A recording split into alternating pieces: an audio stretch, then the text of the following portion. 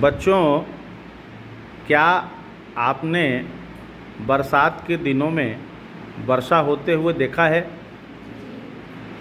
क्या आपने कभी सोचा कि जो वर्षा आसमान से होती है वह आसमान में वर्षा कहाँ से आती है?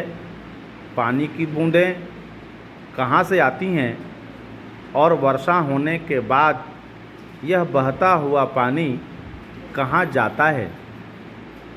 आज हम इन्हीं विषयों पर कुछ आइए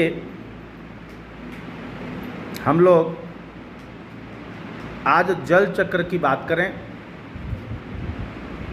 और हम यह पता लगाएं कि वर्षा का जल कहाँ से आता है और कहाँ आता है। आपके पीछे एक चित्र बना हुआ है। एक बार सब लोग पीछे ऐसे मुड़ जाएं तो आपको वह चित्र बहुत अच्छे से दिखाई पड़ेगा। आपके सामने जल चक्र का एक चित्र बना है। एक बड़ा सुंदर प्राकृतिक दृश्य यहाँ पर आप देख रहे हैं। इस दृश्य में पर्वत है, बादल है, नदियाँ हैं, हरे भरे मैदान हैं। इन चीज़ों को देख करके एक बात तो आपके समझ में आ ही गया होगा कि धरती पर बिना पानी के जीवन संभव नहीं है और पानी हमें वर्षा से ही प्राप्त होता है। नदियों में, तालाबों में, पोखरों में और यहाँ तक कि समुद्र में भी जो जल होता है वह वर्षा का ही जल होता है। आप इस चित्र को देख करके ही समझ रहे होंगे कि वर्षा का जल बादल से नीचे टपकता है, परंतु यह बादल कैसे बनता है? जब इस चित्र को आप बहुत ध्यान से देखेंगे तो आप यह समझेंगे कि तेज गर्मियों में सूर्य के प्रकाश से, सूर्य की गर्मी से नदियों, तालाबों एवं समुद्रों का जल तेजी से वाष्पित होता है। पानी तेजी से वाष्प में बदलता है और वह हमारे वायुमंडल में विलीन हो जाता है। जब तापमान परिवर्तन होता है तो यही जल वाष्प आसमान में बादलों का रूप धारण कर लेते हैं। जब तापमान कम होता है तो कम तापमान के कारण ये जल की बूंदें एक दूसरे से जुड़ करके और साथ में धूल के कणों के साथ भी संयुक्त हो करके बादलों का रूप ले लेते हैं। ये बादल हवाओं के प्रभाव से आसमान में यहाँ वहाँ उड़ते हैं। मतलब बादलों को फैलाने का काम, एक जगह से दूसरी जगह तक पहुँचाने का काम हवा करता है।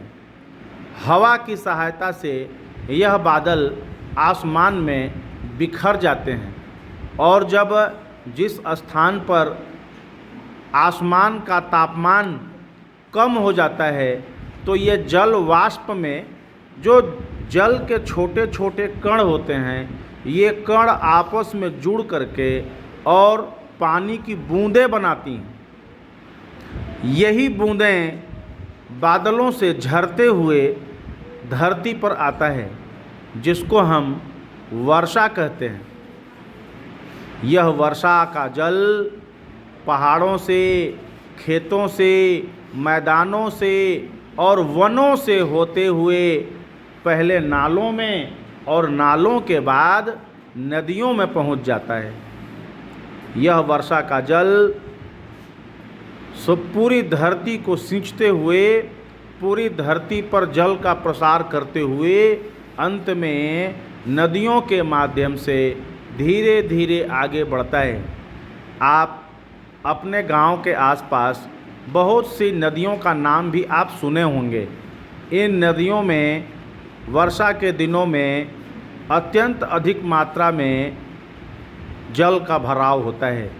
ये नदियाँ धीरे धीरे अपने रास्ते की मुसीबतों से लड़ते हुए जंगलों से, पहाड़ों से गुजरते हुए और यह धीरे धीरे दूसरी बड़ी नदियों में मिलते हुए बड़ी नदियों के साथ इनका जल समुद्र में पहुंच जाता है।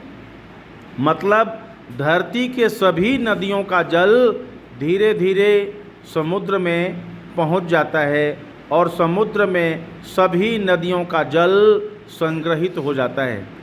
यह समुद्र का जल सूर्य के तेज गर्मी से पुनः वाष्पित होकर के जल कणों के रूप में आसमान में चला जाता है, जो बाद में बादलों का रूप धारण कर लेता है।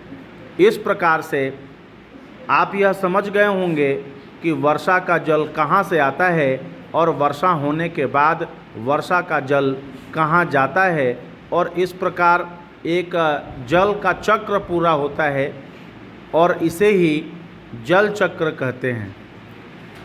आप सभी इस चित्र को अपनी अभ्यास पुस्तिका में बनाएं एवं आपस में जल चक्र के विषय में चर्चा करें।